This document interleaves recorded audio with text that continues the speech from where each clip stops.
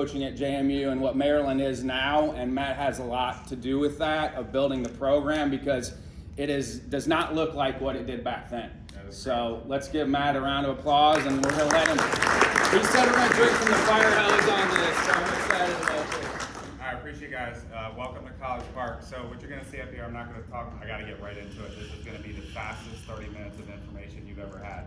It is going to overwhelm you, and you're going to see things that you've never seen before. Okay, so just be prepared. This MPE is a consulting company that I have with my business partner who's from France. We work with a lot of major leaguers, some other things. So when you see this type of presentation, if you see online or on Twitter or Instagram or all that stuff, that's what the MPE is. Okay. I put this up here because I equate what you're about to hear and what I experienced as entering the matrix. Okay, it's like when they gave you the option to take the red and blue pill, and you can't believe that it's real. That's kind of what I experienced. So to give you just a short background, about 4 or 5 years ago, I've always been very growth mindset, an avid learner, and I on-base certified, on-base U, drive one, anything that was kind of out there for me to do. I wanted to do it so I could have conversations with coaches like yourself, my players, and be very educated. So about 5 years ago, I was studying personality types. If you guys don't know, there's 16 different personality types, okay? And based off those personality types, I was trying to coach my players better. How do they receive feedback? What do they do? All these different things to get the most out of them. And what I did was somebody said, hey, you need to talk to this guy, and that's French, that's in France. And I said, okay. So I got introduced to my now business partner, and being the type of guy that I am, I said, hey man, I need you to get on a Zoom in 5 minutes. He hopped on, and within an hour, it changed my life.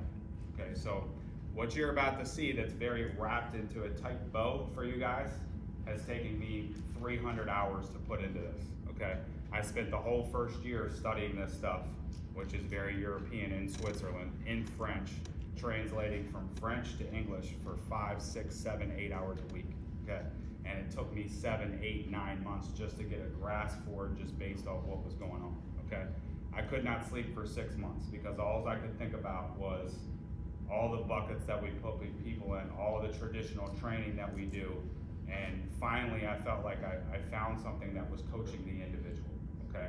So this is about to be a lot. I'm gonna be at the social, you'll see when we work our guys out, kind of how we do it on that individual basis, but just bear with me because this is gonna be a lot, okay?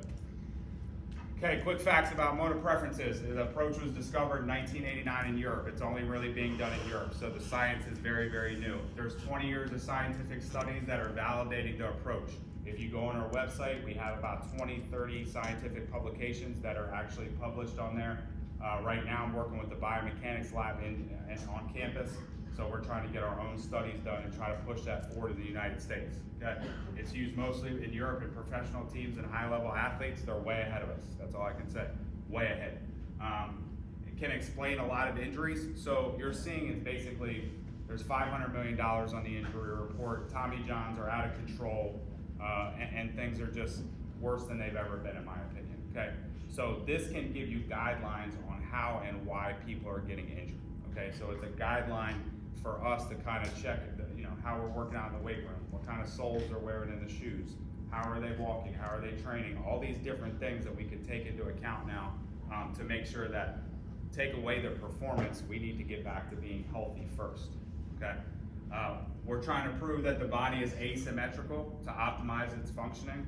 Okay, your heart's on one side, your liver's on another, you write with one hand, you prefer one leg, you see better with one eye, okay?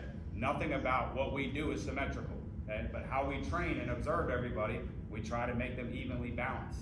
You are perfectly imbalanced. Okay, you are perfectly imbalanced. We're not trying to make everything symmetrical. Okay, so if a kid likes his 4 feet, he's quad dominant, and you think he has weak hamstrings, and you just try to work on his hamstrings, you're gonna get him hurt.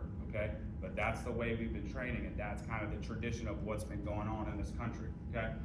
And absolutely, my biggest thing that I've always believed in is create an understanding that there is absolutely no global model for success. If any one person is telling you to do it one way, run, okay? It is not possible. There's no way that we watched Ted Williams and Randy Johnson move and look at Yi Darvish and Mike Trout and think that they're any remotely close to similar movers. They're not even close. Okay, so we need to understand there's a lot of different ways to do it.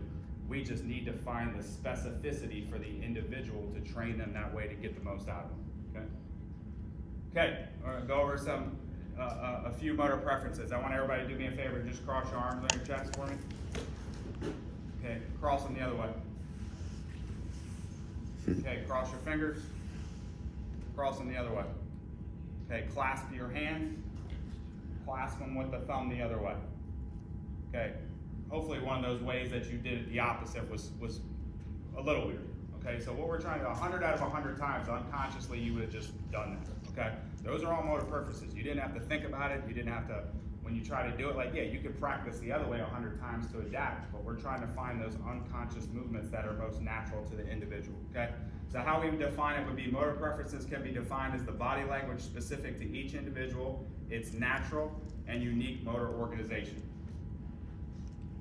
Okay, what we're used to is the unique models. A society we're typically taught there is one way, the best way to producing the results in sports. Okay, conformed beliefs could be, all right, run on the ball of your foot, run at a cadence of 180 BPM, swing your arms as hard as you can while you run, keep your elbow aligned during a free throw, okay, and don't let your knees go over your toes during a squat, all right, but we know that 90% of humans heel strike.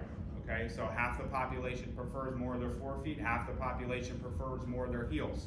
Okay, swing your arms while running. Terrestrials that are very anchored will propulse their arms a lot. Someone who's more on the forefeet will keep their arms closer to the side of their body.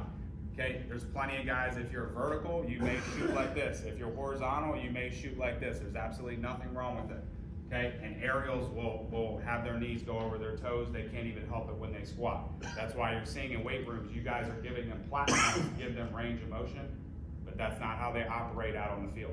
Okay, so what we're trying to do is optimize, not maximize. I can't make someone more talented, but I'm trying to optimize. What we're doing in this country is maximizing. Okay, weighted balls aren't for everyone. Trying to create forces that manipulate the body. Okay, no force will trump your coordination and balance. Okay, so just because you can create more force doesn't mean it's healthy, doesn't mean it's going to make you performant, and doesn't mean you can still hit the ball or throw hard. Okay, in some cases you can manipulate. So we talk about in the weight room and a lot of things with throwing, adaptation, right? Yeah, you can adapt. The body can adapt to a lot until it can't. Okay, and what you're seeing now is we're training into adaptations. And a lot of people are getting hurt instead of training their asymmetrical strengths. Okay, I like to think of it as what's their natural output on the field? What's their natural output when they run, when they walk, when they do things? We're trying to accentuate that in everything we're doing in training. Okay, we're not trying to find a deficiency or weakness. What is a deficiency and weakness? If there's no pain, how is it a weakness? Okay, so think about it more in terms of that. If there's no pain, it's not a weakness. Okay, someone just because they lack IR in their front hip, you mean to tell me that the 599 muscles they have in their body and their brain can't coordinate to make a balance and a really productive mood? I mean, let's just think about it. We can't just go into an FMS or a PRI or something and try to find a weakness and deficiency when they've never had pain and they've been performant their whole life. Okay, just think about that process of what we do. Okay, this is more of a systematic approach. We think, we move, we are not mechanical. Okay, biomechanics are a tool, but they are just measurements of movement. That is it. Okay, so biomechanics are measurements of moves. We're trying to find out how they produce the move, which is way more important. Okay, we're masters at surgery and fixing things and measuring things, but we need to understand how we're producing the moves to keep them healthy and performant. There's a huge difference. Okay, our body's organic, it's not mechanical. And the human body is self-propelled, okay? So for terrestrials, their pelvis will lead the move. If you're aerial, your shoulders will lead the move, okay? Pelvis tucked, pelvis rotated. Okay, all MP respects the 3 laws of living: efficiency, efficacy, and energy savings.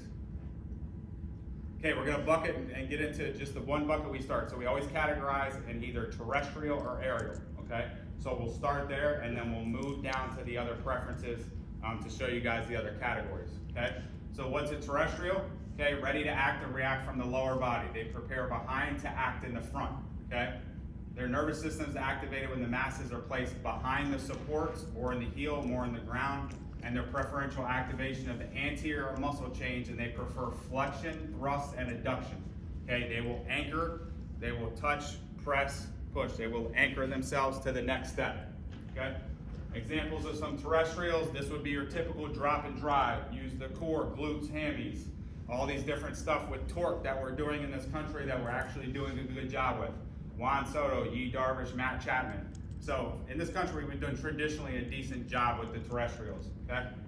The aerials, oh, that's supposed to be on a different slide. So the aerials, okay, they're ready to act and react from above. So they prepare themselves in front to act behind. Okay, so their shoulders lead the move. Okay, their nervous system is activated when the masses are placed in front of the supports, and their preferential activation of the posterior muscle chains. They prefer extension, rebound, tons of plyos, and abduction, and they will hit the ground like kangaroos. They're like pogo sticks. Okay, they build up more lactic acid. They're more elastic. All these things. They're completely different movers than the terrestrials. Okay, examples, some aerials. Derek Jeter, Vlad Jr., Blake Snell, they don't anchor. They will look spinny. They will not, baseball coaches will not like what they look like. Okay, traditionally I hated it. These were the guys I couldn't figure out before, okay? But they will not anchor. They will be spinny. They will be fast. 99% of these aerials are supinators. This is very important, okay? So we already know based off, sometimes I can just watch a guy walk or run and know what they are, okay, and test them in a supination bias. We're not doing a good job in this country just marrying their hands. Pitch grips, all these different things, how we hit. We need to do a better job with that just by understanding what their biases and their preferences are, okay? Okay, you can see here the difference of a terrestrial and aerial runner. You can see the female, okay, see how she's more hugging the ground, she's more in flexion. Her pelvis is fluid horizontally, okay? So she hugs the ground more anchored, more flexion. Her power comes from her hips, her power comes from her lower half. The aerial, on the other hand, see how he more bounds, his head oscillates, his shoulders are forward, okay? His power comes from his shoulders. It does not come from his hips, okay? Difference of two types of runners. She runs flat and he bounces. Okay, two examples of very obvious different movers. The top would be very, very aerial. Okay, you can see it's more the tall the fall. You can see the back leg is in extension and the load, okay? And then your typical terrestrial, more of your drop and drive. You're born this way. There's no right or wrong way, okay? We're just trying to find what their body wants to do and not fight that. Remember, try to find their strengths.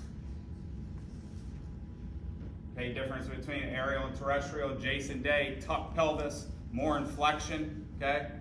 Different swing. Tiger Woods, very aerial. Head oscillates up to down. Tiger Woods has torqued his front side of his body too much, and he ripped up his ankle, his knee, and his front hip. Now you're seeing aerial golfers, when they golf, they're actually still going with it and almost rising and continuing to spin, and that's less torque on their front side, less damage for the aerials, okay? Okay, how you can kind of see the difference between aerial and terrestrial. This is a continuum, right? So there's going to be people that are very aerial, people that are very, very terrestrial, okay? It's a continuum, okay? There's no very obvious. Sometimes they're close to the middle. It's tough. Okay, so what we kind of do when we're going through the process of analyzing them is, what's the vertical oscillation of the head? Okay, is the head bouncing? Is it going up and down, okay, on that scale? Anterior, posterior motion of the elbows. Like I said, someone who propulses a lot will tend to be more terrestrial because they're anchoring in their stride, okay? And aerial will keep it more to the side, okay?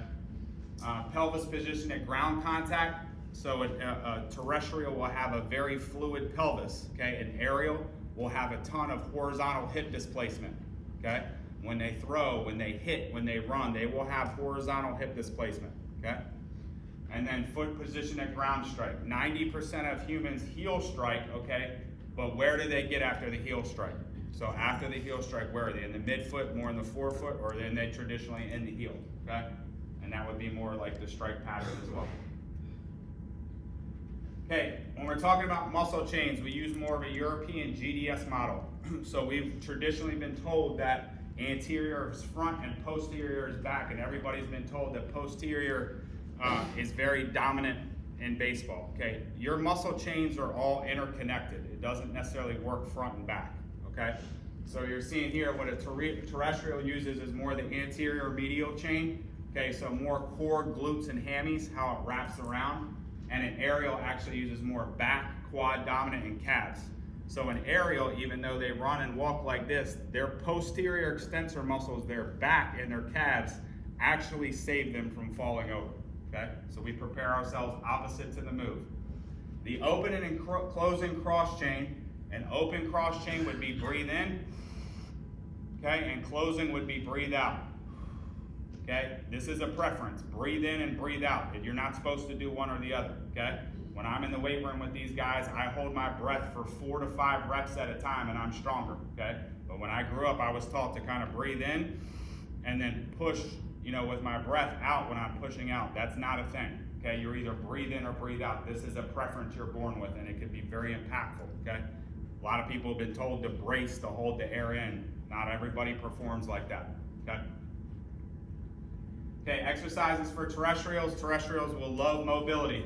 I got Henry back there, my strength coach has done a great job with our guys that's here watching right now. We even change how the guys should work out with the specificity. So mobility, they're very mobile at every joint. Their pelvis is very fluid, and you can see some of the exercises. Flexion, they will love their core and flexion, okay?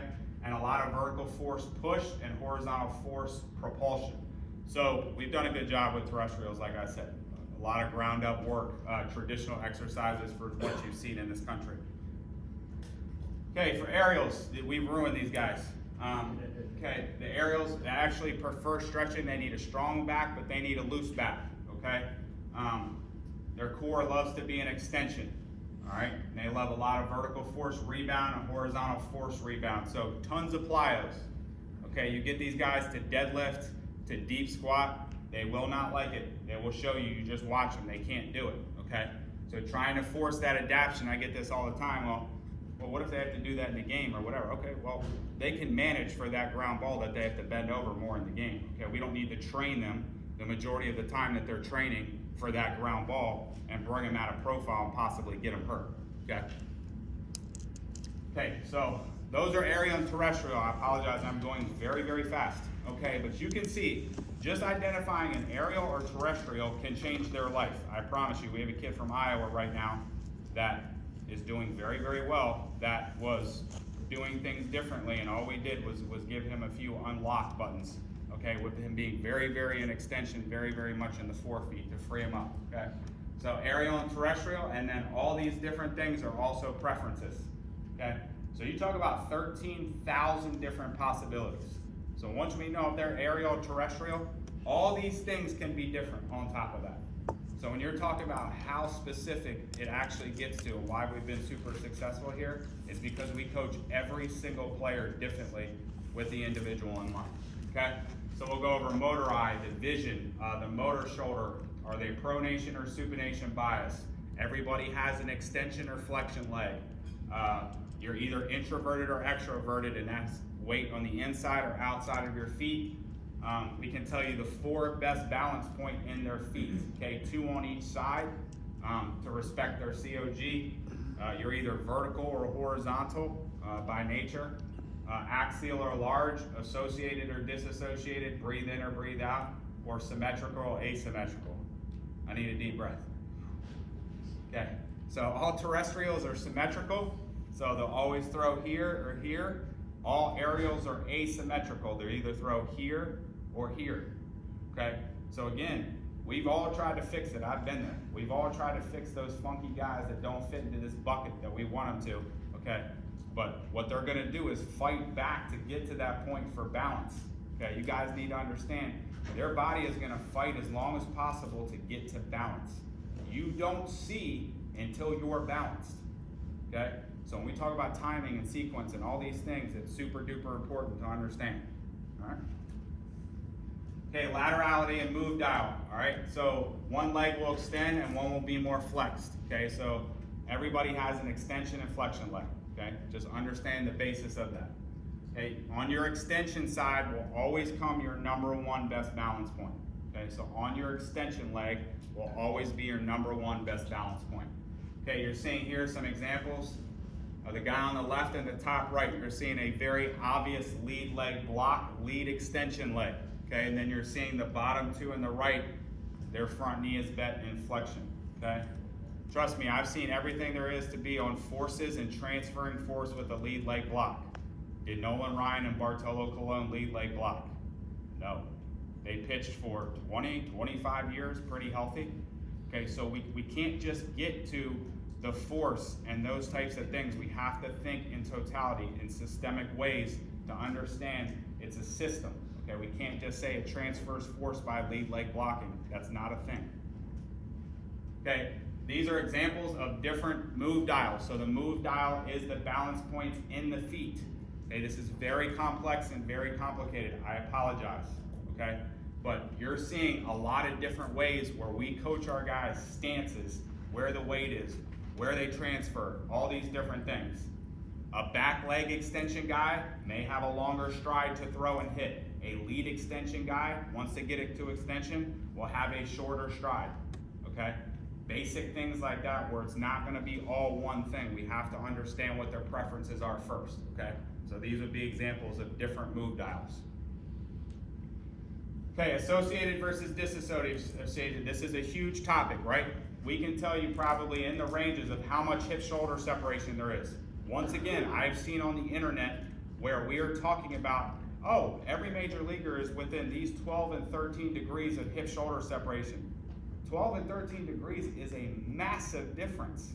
That is a massive amount of difference of hip-shoulder separation, okay? So understanding why and what they can do from a hip-shoulder separation is very, very important, okay? If your pivot point is more in your thoracic area in the middle, you can handle hip-shoulder separation above 30 degrees, okay?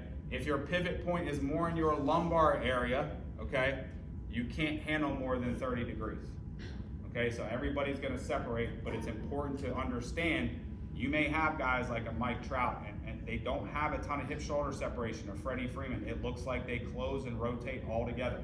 That is okay, because that's what their body wants. If you think about what the breathe in and breathe out kind of does with the associated and disassociated, think about if I'm an aerial, okay, and I prefer extension, and I'm a breathe in aerial. If I breathe in and I'm really high, I'm gonna be locked up with the air. I'm not gonna have the ability to have a ton of hip-shoulder separation, okay? If I'm terrestrial and I'm very much in flexion and I'm breathe out, I'm also not gonna have a ton of room for hip-shoulder separation. So it's the ones in the middle that can handle it and those two extremes that cannot. Okay, so that's based off your breathe in, breathe out chain. Okay, what muscle chains you're engaging. Okay, this and where your pivot point is in your spine. Very, very, very important. Like cheat code, very quick cheat code for some guys that we're just all trying to create this separation because of force. Okay, aerials and terrestrial and force, they all create it differently.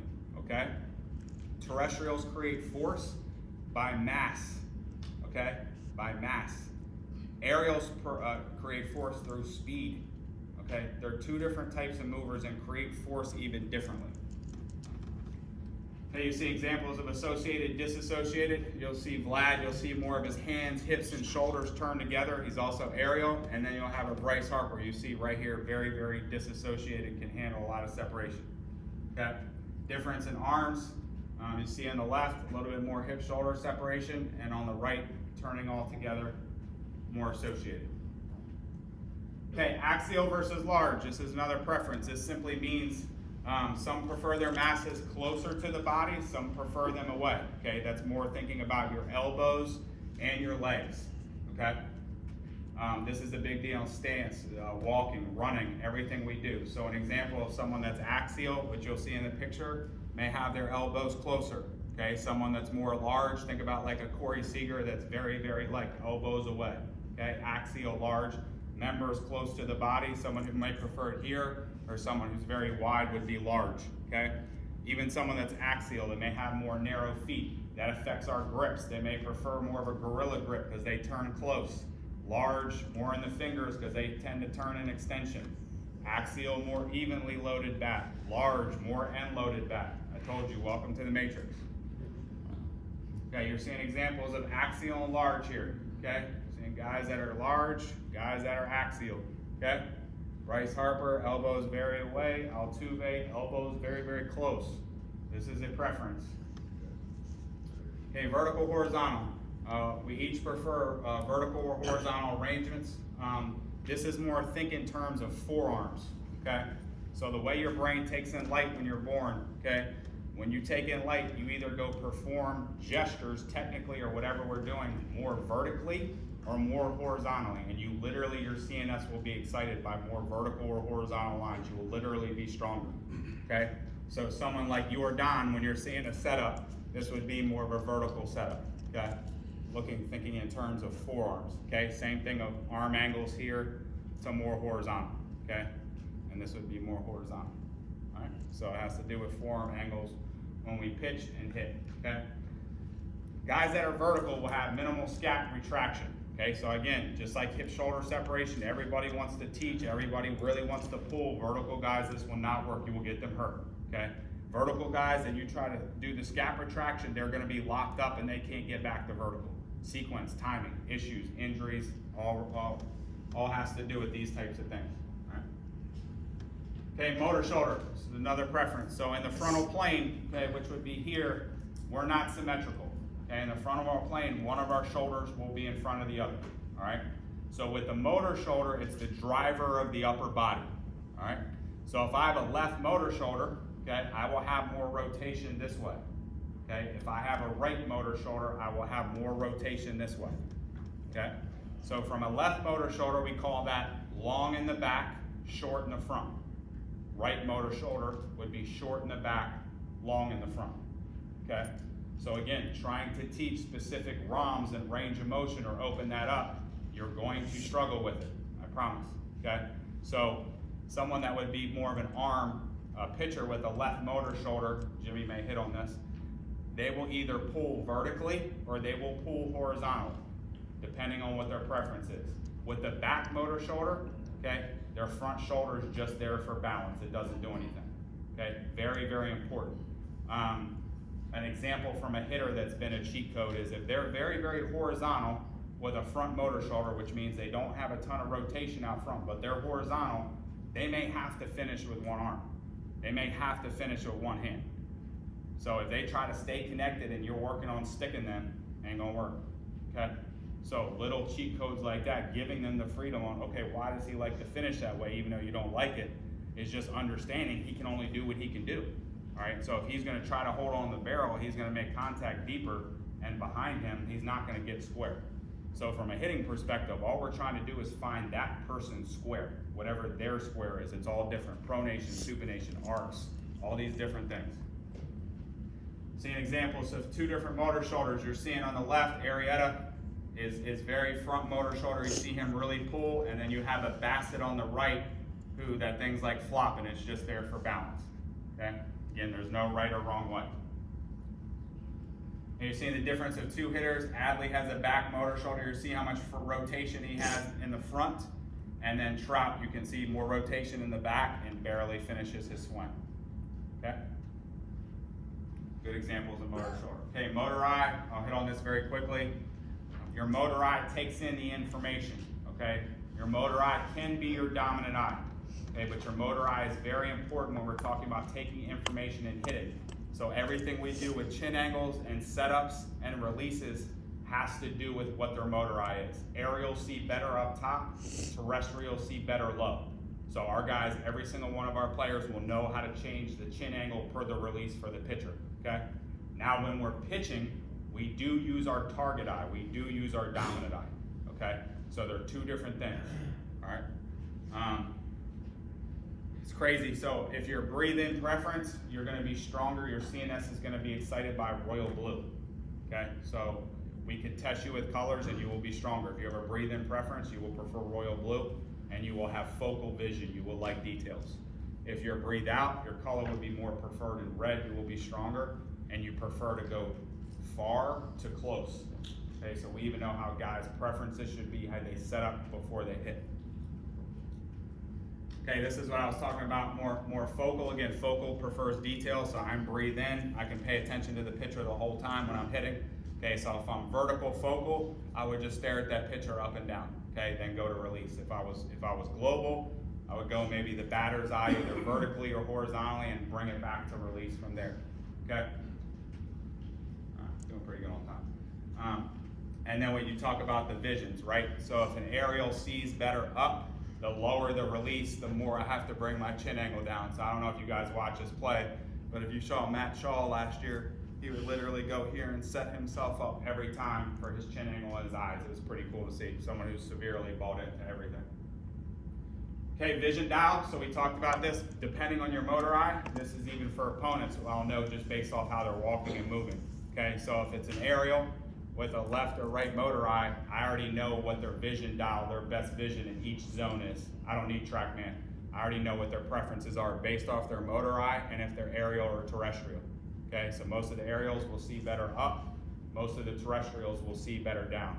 Okay, so you can focus and use cue points, and you'll see when we go inside later how we do the up and down pitches just as maintenance every day with their pronation, supination bias. So what I found too is it says you see zone 4 requires the most focus. When you give athletes answers to their tests, that's all they've ever wanted, and they believe that they don't have a weakness and they have something tangible to know what they need to do on that pitch that they don't like, it's no longer a weakness. They feel better about it because they feel confident enough on something they need to know, okay? When they don't know and they're just searching and hoping, that's when you get that gray area for baseball players. It's always really, really tough to coach, okay? Okay, the summary of what we're kind of seeing, you're seeing someone very terrestrial and anchored, like a Mike Trout, and you can see Griffey, both of his heels are actually off the ground in rotation. Barry Bonds, also someone very, very aerial, okay, did not anchor. Seeing disassociated and associated down there. Okay, you're seeing large axial up top, and then asymmetricals like I was telling you for the aerials, okay? We need to just keep understanding there is no one way. Let's just find the best for the individual and give some freedom for that, okay? All right, so this is so this video wraps it up for about 3 minutes. I got through it, I can't believe it. This is about 3 minutes. So this is my partner in Switzerland. So this lab, Volodalen, Laura's actually an American that works there in Switzerland. All they've done for the past 15 years is study motor preferences. They've tested 20,000 athletes, okay? So I partnered with them, they're my partner in Switzerland. Get your hand up. Just wanted to ask a quick question. Yeah. Is it like a good time for everyone? We'll wait till that. Yeah, I'm gonna, you guys in the social, whatever else, can do whatever. Hi, I'm Laura from Volodalen Sports.